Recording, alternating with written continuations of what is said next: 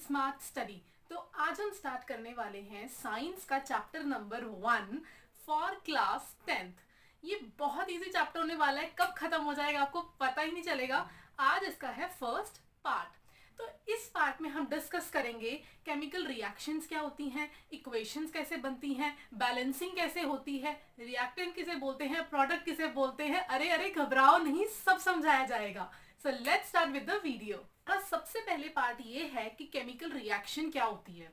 Chemical reaction नाम से ही पता चल रहा है कोई ऐसी रिएक्शन जिसमें केमिकल्स इन्वॉल्व्ड हों, राइट। तो केमिकल रिएक्शन जिसमें new substances are formed with new substances, नई नई चीजें हमारे पास बन रही हैं कुछ पुरानी दो चीजों को मिला के। और ये कौन सा चेंज हो रहा है? केमिकल चेंज हो रहा है। केमिकल चेंज का मतलब क्या होता है? क्या आप दो चीजें जुड़ के एक नई चीज बना रही है, क्या आप उस नई चीज को वापस उन दो चीजों में कन्वर्ट कर पाओगे? नहीं।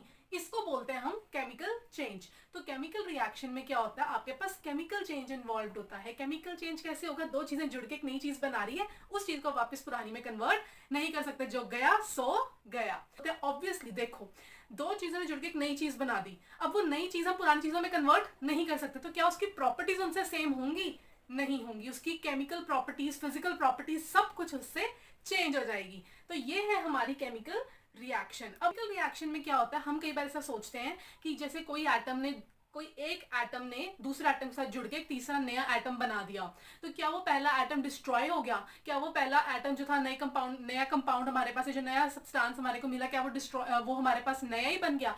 ऐसा नहीं होता। केमिकल रिएक्शन में आपका law of conservation of mass, 9th class याद करो, law of conservation of mass valid रहता है। कोई भी चीज कभी भी डिस्ट्रॉय नहीं हो सकती, पर वो क्या हो सकती है? कन्वर्ट हो सकती है। तो इसमें यही होता है, आपकी पुरानी दो चीजें अपने आप को कन्वर्ट कर लेती है किसी एक बिल्कुल नई चीज के अंदर। तो यहाँ पे रीअरेंजमेंट ऑफ एटम्स हो जाता है। अब इसके कुछ एग्जांपल्स। रिएक्शन का सबसे पहले एग्जांपल है जब आप एक मैग्नीशियम का रिबन लेते हो। मैग्नीशियम आपको पता है Mg, 9th क्लास में हमने वो पूरी सीरीज लर्न करी हुई है। तो मैग्नीशियम का सिंबल क्या होता है? Mg। जब Mg को आप हीट करते हो, हीट किस में करेंगे? एटमॉस्फेयर में। एटमॉस्फेयर में कौन सी गैस होती है? ऑक्सीजन।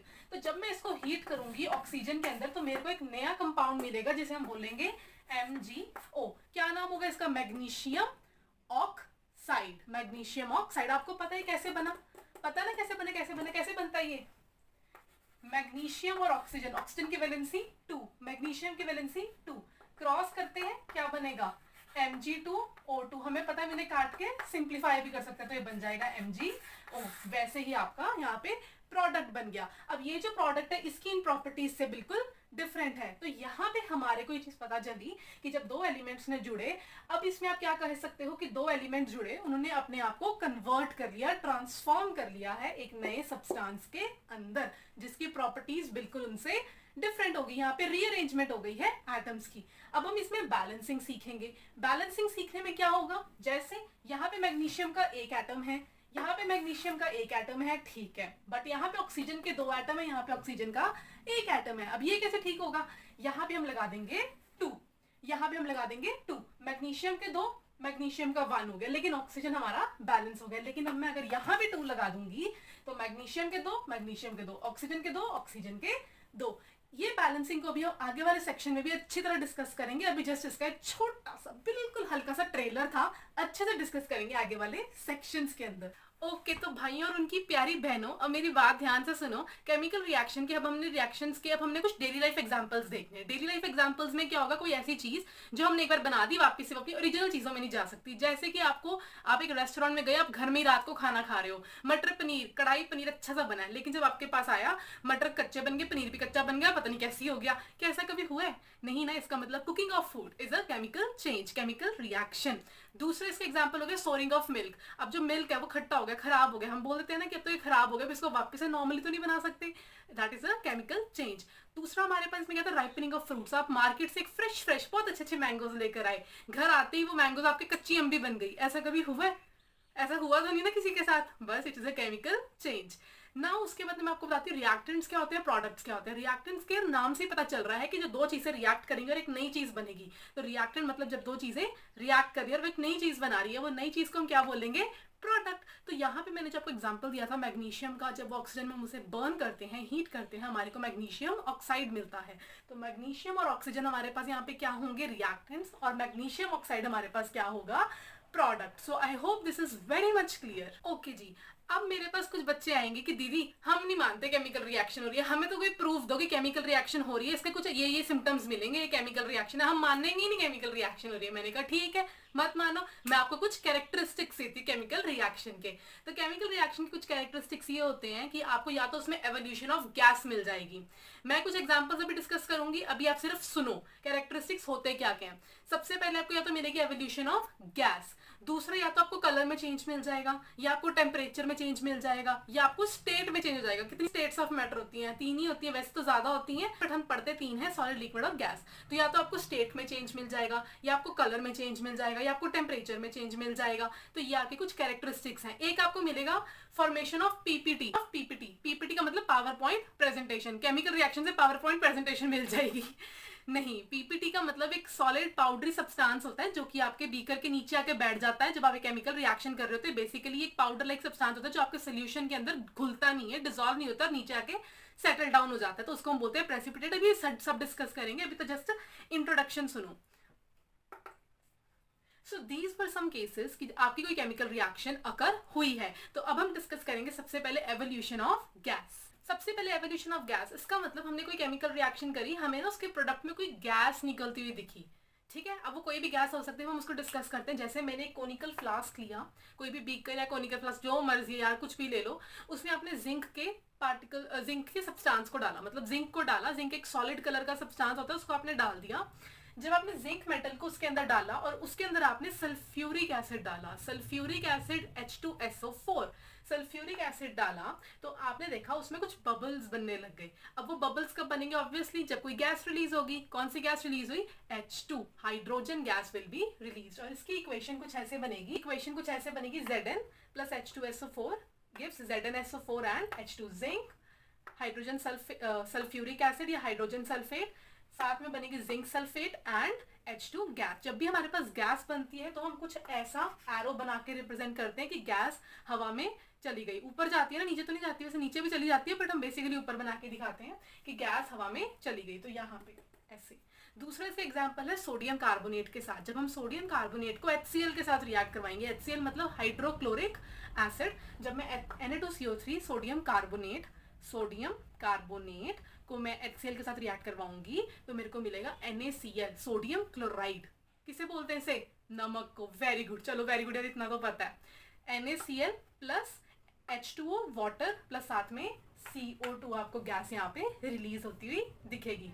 तो जब गैस मिलती है तो हम ये वाला एरो लगाते हैं, all about evolution of gas. तो इस पे हम अब टिक लगा देते हैं। अब हम पढ़ेंगे formation of PPT, power point presentation. It is precipitate. PPT की फुल फॉर्म होती है प्रेसिपिटेट। प्रेसिपिटेट का मतलब आपके पास एक बीकर है, उसके अंदर एक सोल्यूशन था लेकिन कुछ चीजें थी जो उसमें डिसॉल्व नहीं थी, वो पाउडर बन के बैठनी शुरू हो जाएंगी। इसको बोलते हो आप पीपीटी या प्रेसिपिटेट।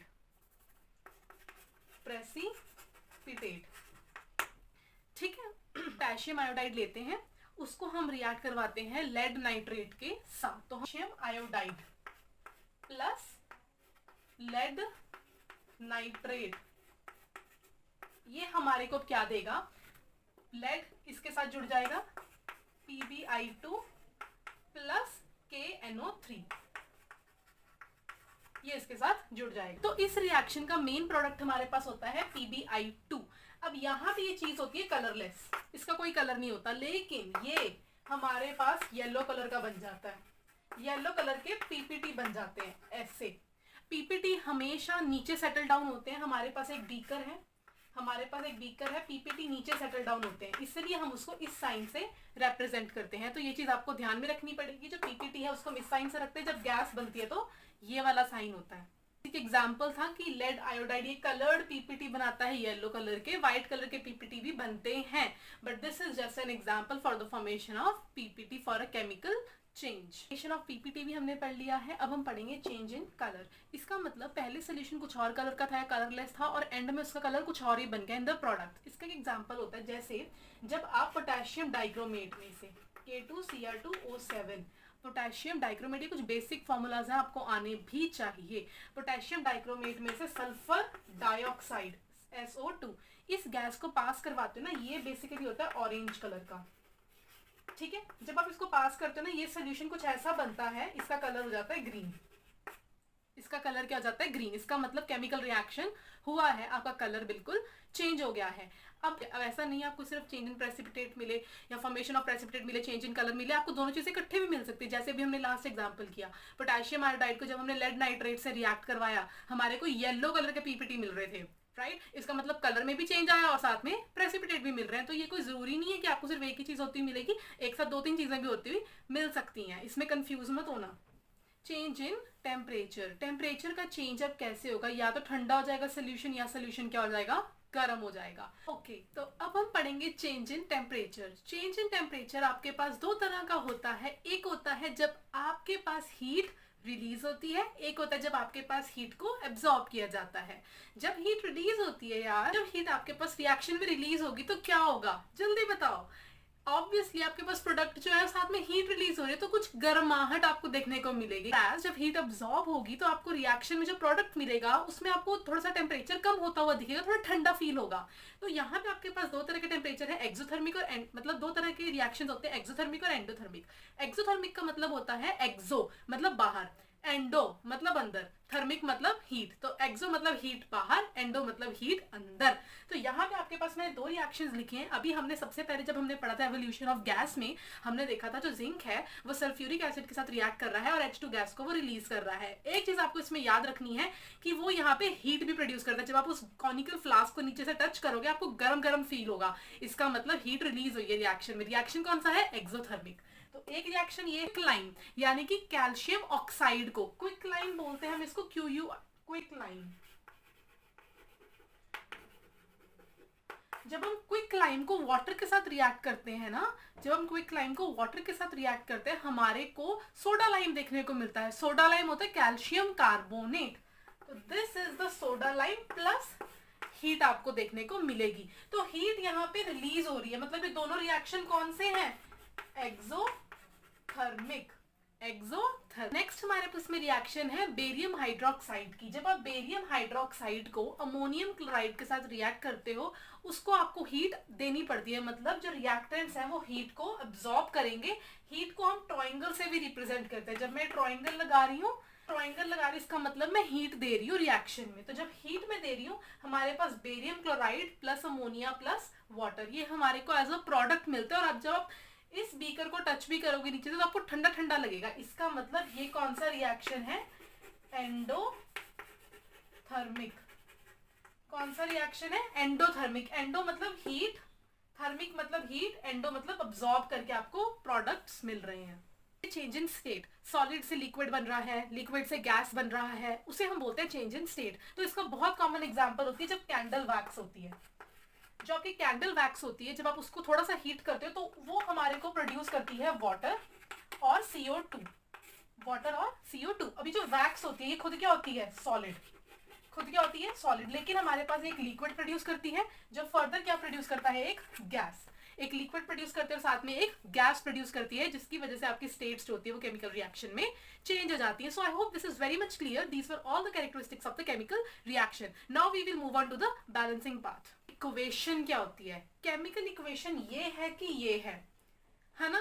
तो केमिकल इक्वेशन वो होती है जब हम एलिमेंट्स का नाम नहीं लिखते, हम उनके सिंबल्स डाल देते हैं। हम उनके सिंबल्स उस फॉर्म में डालेंगे जिसमें वो नेचुरली एग्जिस्ट कर रहे हैं। ठीक है, तो मैंने हाइड्रोजन की जगह H2 लिखा, ऑक्सीजन की जगह O2 लिखा और वाटर की जगह H2O लिख दिया। तो इसको हम बोलते हैं केमिकल इक्वेशन। जब हम एलिमेंट्स को उनके सिंबल्स की फॉर्म में लिख के एक इक्वेशन बनाते हैं, उसको हम बोलते हैं केमिकल इक्वेशन। अब हम इसी इक्वेशन को बैलेंस करते हैं। ठीक है, अब हम बैलेंसिंग सीखेंगे। इक्वेशन है, मुझे इसको बैलेंस करना है। देखो, बैलेंस में you have to go through the hit and trial methods. Hit and trial में क्या होता है, आप देखते हैं सबसे पहले रिएक्टेंट में कितने नंबर ऑफ एटम्स हैं, प्रोडक्ट में कितने नंबर ऑफ एटम्स है। देखो एटम्स हमेशा सेम रहेंगे, क्यों? Because of the law of conservation of mass. Atoms होंगे वो रिएक्टेंट्स में प्रोडक्ट्स में हमेशा सेम रहेंगे, बिकॉज कभी भी मैटर ना डिस्ट्रॉय हो सकता है ना ही वो क्रिएट हो सकता है, बट वो हमेशा ट्रांसफॉर्म हो सकता है। तो यहाँ पे अगर 2 एटम्स हैं, यहाँ पे 2 एटम्स हैं, यहाँ पे कितने एटम्स है? सिर्फ 3। यहाँ पे टोटल एटम्स बन रहे 4, यहाँ पे सिर्फ 3, मतलब ये बैलेंस नहीं है। तो अब हम इसको एटम वाइज बैलेंस करेंगे। हाइड्रोजन 2 है, हाइड्रोजन 2 है, ठीक है। ऑक्सीजन 2 है, ऑक्सीजन सिर्फ 1 है। तो सबसे पहले यहाँ पे ऑक्सीजन 2 है, तो इसके आगे आप 2 लगा दो, मतलब ऑक्सीजन भी 2 हो गए, ऑक्सीजन बैलेंस हो गया। लेकिन अब हाइड्रोजन इम्बैलेंस हो गया, क्यों? यहाँ पे हाइड्रोजन सिर्फ 2 थे, यहाँ पे हाइड्रोजन कितने हो गए? 2 मल्टीप्लाई बाय 2, 4। इस चीज को आप हमेशा मल्टीप्लाई करते हो, ऐड नहीं करना। अगर यहाँ पे 3 है, यहाँ पे H2 है, मल्टीप्लाई करोगे कितने बनेंगे? 6 एटम्स, ठीक है। तो यहाँ पे 2 मल्टीप्लाई बाय 2, 4, यहाँ पे सिर्फ 2, तो यहाँ पे मैंने 2 ऐड कर दिया। तो 2 और 2 यहाँ पे क्या हो गया? 4, ये है 2, ये है 4 प्लस 2, यहाँ पे भी 6, यहाँ पे इक्वेशन इज बैलेंस। तो ये भी मैं कुछ और एग्जांपल्स करूंगी, हम हिट एंड ट्रायल मेथड से ही सीखेंगे। इससे पहले हम एक बैलेंस्ड इक्वेशन, जैसे हमारे पास जो एक केमिकल इक्वेशन है, उसको हम इस तरह से रेडी करते हैं ताकि हम उस इक्वेशन में से काफी इंफॉर्मेशन मिल जाए, एटम्स को छोड़ के और भी इंफॉर्मेशन मिल जाए। जैसे सबसे पहले हम उसमें स्टेट्स बताते हैं। हाइड्रोजन की स्टेट क्या होती है? It is a gaseous form. हमेशा इसके सबस्क्रिप्ट में आप जी लिख दोगे। ऑक्सीजन किस फॉर्म में होता है? गैस की फॉर्म में। अब ये मिलके हमारे को वाटर देता है। वाटर कौन सी स्टेट में होता है? Good, liquid. सिमिलरली अभी जो हमने एक एग्जांपल किया था एवोल्यूशन ऑफ गैस में, मैंने आपको बताया था जो जिंक होता है वो एक सॉलिड मेटल होता है जिसे हम रखते हैं। तो यहाँ पे हम जिंक के नीचे क्या लिख देंगे? सॉलिड। यहाँ नहीं, बेसिकली यहाँ लिखोगे आप ऐसे, ठीक है। H2SO4 एक एसिड होता है जो कि एक्वस होता है। तो इसकी जो फॉर्म होती है वो होती है AQ। AQ का मतलब क्या होता है? एक्वस। ओके, फिर उसके बाद ZnSO4। अब ये भी क्या बन जाएगा? एक एक्वस सोल्यूशन बन जाएगा। और H2 तो हमारे पास गैस। I hope this is clear कि हम एक इक्वेशन से फिजिकल स्टेट्स उसके लिख के हम उसको काफी ज्यादा इंफॉर्मेटिव बना सकते हैं। नेक्स्ट हम रिएक्शन बताएंगे जो हमारे पास सोडा लाइम है, कैल्शियम हाइड्रोक्साइड। कैल्शियम हाइड्रोक्साइड है, इसको हम स्लेक्ड लाइम भी बोलते हैं। बस कैल्शियम हाइड्रोक्साइड हमारे पास होता है एक्वस। कार्बन डाइऑक्साइड हमारे को पता है it's a gas. Calcium carbonate इससे बनेगा विच इज अ सॉलिड, हमारे को पता है एक सॉलिड मटेरियल होता है ये। और वाटर जो होता है वो लिक्विड। जो कैल्शियम कार्बोनेट होता है वो व्हाइट कलर की पीपीटी बना लेता है, व्हाइट कलर की पीपीटी बना लेता है। जब मैंने आपको बताया था formation of precipitate is the characteristics of the chemical reaction, उसमें आप ये एग्जांपल भी लिख सकते हो पोटेशियम आयोडाइड के साथ कि व्हाइट कलर की पीपीटी हमारे को इस रिएक्शन में देखने को मिलती है। पीपीटी है तो मतलब इसके आगे एक, अब ये पीपीटी है तो आगे कुछ ऐसा एरो आ जाएगा। अंडरस्टूड। इसमें बता सकते हैं कि फिजिकल स्टेट्स क्या है। तो सबसे पहले हम इसमें फिजिकल स्टेट्स बता देते हैं। कार्बन जो होता है वो सॉलिड होता है, oxygen is a gas, CO2 is a gas. दूसरा हम इसमें बता सकते हैं हीट चेंज, की हीट रिलीज हो रही है कि अब्सॉर्ब हो रही है। फॉर्मेशन ऑफ कार्बन डाइऑक्साइड, इसमें आपकी हीट रिलीज हो रही है।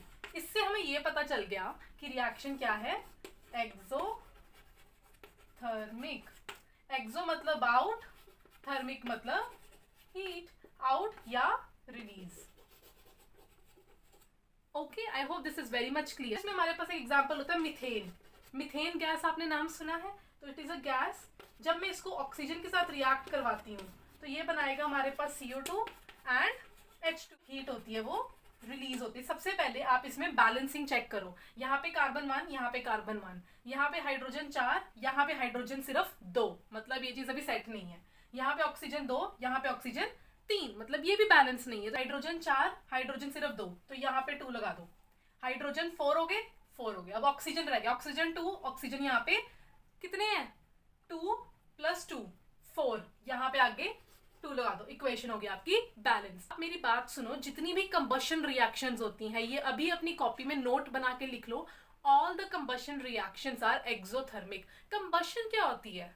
कंबशन का मतलब, कंबशन रिएक्शंस मींस जब भी कोई कंपाउंड आपका in the presence of oxygen वो रिएक्ट कर रहा है उसको हम बोलते हैं कंबशन। तो कंबशन रिएक्शंस हमेशा एक्सोथर्मिक होती हैं। अब एंडोथर्मिक का भी कुछ एग्जांपल, हमारे पास जो कैल्शियम कार्बोनेट है उसको मैं तोड़ रही हूँ, उसको मैं डिकम्पोज कर रही हूँ, उसको मैं तोड़ रही हूँ in the presence of heat. Triangle का मतलब हीट। CaO और CO2 से रिलीज हो रहा है, इसका मतलब मैं यहाँ पे हीट दे रही हूँ रिएक्शन में, इसका मतलब रिएक्शन क्या हो जाएगी, एंडोथर्मिक। रिएक्शन क्या हो जाएगी, एंडोथर्मिक। अब यहाँ पे सिंस मैं इसको तोड़ रही हूँ तो बेसिकली जितनी भी कंबशन रिएक्शंस होती हैं वो एक्सोथर्मिक होती है, और जितनी भी डीकंपोजिशन रिएक्शंस होती हैं, जितनी भी डीकंपोजिशन रिएक्शंस होती हैं वो क्या होती हैं, endothermic. Okay, so this is a very little, आपको एमसीक्यू में पूछा जा सकता है। कंबशन रिएक्शंस एक्सोथर्मिक होती है, डिकम्पोजिशन रिएक्शंस एंडोथर्मिक होती हैं। अब हम खाना खाते हैं तो हमारा एंड प्रोडक्ट वहां पे बनता है ग्लूकोज। पूरा तरह जब डाइजेस्ट होता है हमारे को ग्लूकोज मिलता है। वो ग्लूकोज हमारे जो बॉडी के सेल्स के अंदर ऑक्सीजन होती है उसके साथ वो रिएक्ट करता है और वो रिलीज करता है कार्बन डाइऑक्साइड मटीरियल और वाटर प्रोड्यूस करता है, साथ में कुछ हीट भी रिलीज करता है। वो हीट हमारे बॉडी टेम्परेचर को मेंटेन करने में हेल्प करती है। So this is glucose, when it reacts with oxygen it forms carbon dioxide and water and heat release होती है। सबसे पहले हम इसको बैलेंस करेंगे, जैसे C6 है, यहाँ पे सिर्फ कार्बन है, यहाँ पे 12 है, यहाँ पे O6 है। सबसे पहले कार्बन को बैलेंस करो, 6 है तो मैंने यहाँ पे 6 लगा दिया, तो C6 H12, यहाँ पे H कितना है 2, यहाँ पे H सिर्फ 2 है, तो मुझे से 12 बनाना है, तो यहाँ पे भी मैंने 6 लगा दिया, बिकॉज 6 2 12, राइट। इसको मैं अच्छे से 6O2, मतलब O कितना है रिएक्टेंट में 8, यहाँ पे O कितना है 12 प्लस 6 18, यहाँ पे 18 है, तो यहाँ पे मैं क्या लगा दूंगी 6 7 8, 6 2 12 प्लस 6 18, यहाँ पे भी 18, यहाँ पे भी 18, so this is the entire balance. जो ग्लूकोज है वो बनेगा एक्वस, ये होता है गैस, ये होती है गैस, ये होता है liquid. So this is all about the reaction. तो यहाँ पे हीट रिलीज हो रही है मतलब एक्सोथर्मिक, और ये हीट किसमें यूज हो रही है, हमारे मेंटेन करती है ये बॉडी टेम्परेचर को, राइट। बॉडी टेम्परेचर को मेंटेन करने के लिए हम इस हीट को यूज करते हैं। नेक्स्ट एग्जांपल आता है फोटोसिंथेसिस का। फोटोसिंथेसिस क्या होता है, जब कार्बन डाइऑक्साइड और वाटर ये दोनों मिलते हैं, सनलाइट को अब्सॉर्ब करते हैं और प्लांट्स उससे अपना फूड मैन्युफैक्चर करते हैं, यानी कि ग्लूकोज बनाते हैं, साथ में ऑक्सीजन रिलीज करते हैं, which is opposite to that of respiration which occurs in the human beings. अब उसमें आप क्या करोगे, इस केस में आप क्या करोगे, जैसे sunlight in the form of heat वो अब्सॉर्ब कर रहे हैं, इसका मतलब ये रिएक्शन कौन सा है, एंडोथर्मिक। ये रिएक्शन कौन सा है, endothermic, because heat is getting absorbed. अब उसके बाद सबसे पहले बैलेंस करोगे, C6 यहाँ पे 6 लगा देंगे, यहाँ पे भी 6 आ जाएगा और यहाँ पे भी 6 आ जाएगा। इसे बैलेंस जरूर करना, इट इज जस्ट ऑपोजिट जो भी हमने लास्ट रेस्पिरेशन वाली इक्वेशन करी है उससे। तो इस चीज को हम बता सकते हैं, अब इसके हम वो लिख देंगे, इसके स्टेट्स लिखेंगे, ये गैस, ये लिक्विड, ये एक्वस और ये गैस। तो ये चीज हमारे पास आ जाती है as a reaction of photosynthesis. Equation से क्या हैंडल कर सकते हैं, जैसे अब हम एक इक्वेशन से और इन्फॉर्मेशन क्या लिख सकते हैं, एक तो हम स्टेट्स पता कर सकते हैं, दूसरा हम ये पता कर सकते हैं हीट निकल रही है नहीं निकल रही है, तीसरा हम पता कर सकते हैं कि उसमें कंडीशंस कौन सी यूज हो रही हैं, क्या कोई कैटलिस्ट तो नहीं यूज हो रहा, क्या कोई टेम्परेचर कौन सा यूज हो रहा है, प्रेशर क्या यूज हो रहा है, उन चीजों को भी हम इक्वेशन से देखते हैं। इसका एग्जांपल ये है, जब कार्बन मोनोऑक्साइड आपका हाइड्रोजन गैस से रिएक्ट करता है वो मिथेनॉल बनाता है। मिथेनॉल का मतलब CH3OH, it is an type of alcohol जो कि ये बनाता है। अब इसमें उन्होंने कहा प्रेशर जो होना चाहिए वो 300 ATM, ATM मतलब atmosphere, it is a unit of pressure, ठीक है। तो यहाँ पे प्रेशर यूज होना चाहिए 300 एटमॉस्फेयर, और जो टेम्परेचर यूज होना चाहिए वो 300 डिग्री सेल्सियस यूज होना चाहिए, और साथ में ZNO zinc oxide and chromium oxide, ZNO and CrO3 they are used as a catalyst।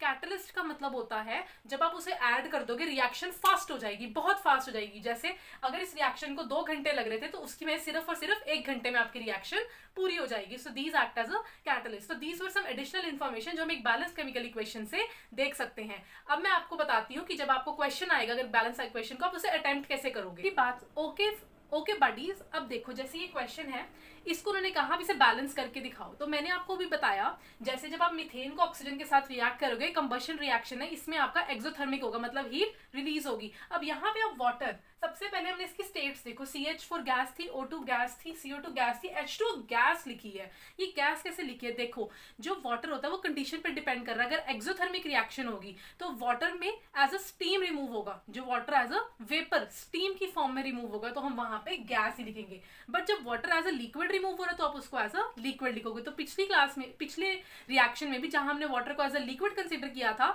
वो आप वहां पे गैस ही लिखोगे, बिकॉज वहां से हमने क्या किया, वो वहां से रिमूव हो रहा है, एज अ हीट लेके रिमूव हो रहा है, इसका मतलब वो स्टीम की फॉर्म में रिमूव हो रहा है, तो आप उसको एज अ गैस लिखोगे। अब आप इस क्वेश्चन को अटेम्प्ट कैसे करोगे।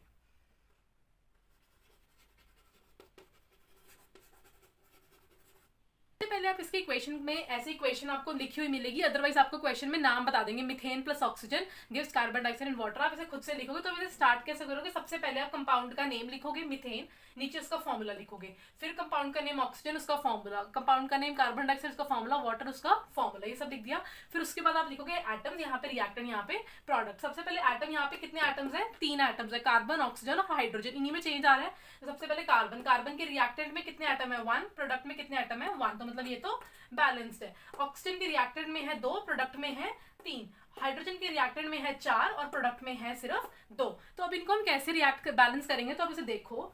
हाँ, जैसे सबसे पहले हम क्या करेंगे, जो हाइड्रोजन है उसको हम प्रोडक्ट में देखेंगे, इट इज 2 एंड इसमें रिएक्टेंट में it is 4। So we will make hydrogen balance by multiplying product water with 2। जब हम इसको प्रोडक्ट में वाटर को 2 से मल्टीप्लाई कर देंगे तो it will be 4, it will be 4, तो हाइड्रोजन हो गया बैलेंस। अब प्रोडक्ट के अंदर जो ऑक्सीजन एटम्स है वो कितने हो जाएंगे, 2 + 2 that is 4, that is 4। So we will multiply in the reactant side oxygen with 2, which will become again 4, and hence the equation will be balanced. I hope this is clear to you all. So now there is a homework for you people. आप इसको करोगे और मैं next video के अंदर इस equation को आपको सॉल्व करके दिखाऊंगी। है question, iron is heated with steam to form iron 2,3 oxide. तो अब यहाँ पे मेरी बात सुनो, यहाँ पे मैंने आपको इक्वेशन दे दी है, आपको पेपर में सिर्फ इतना क्वेश्चन आएगा, ये इक्वेशन मैंने आपको खुद से दिया है जस्ट कि आप एक बार प्रैक्टिस कर पाओ। तो यहाँ पे ये आयरन है, ये वाटर है, ये आयरन ऑक्साइड है और यहाँ पे हाइड्रोजन है। सबसे पहले आप इसमें इक्वेशन को बैलेंस करोगे। आप इसमें सिर्फ क्या करोगे, इक्वेशन को बैलेंस करोगे और इसकी स्टेट्स को बताओगे। इसको अच्छे से बैलेंस करना है, इसका सोल्यूशन हम नेक्स्ट वीडियो में कंफर्म करेंगे। सो आई होप आज का वीडियो आपको क्लियर हुआ होगा। Now let's meet in the next video with the same chapter and do subscribe to my channel.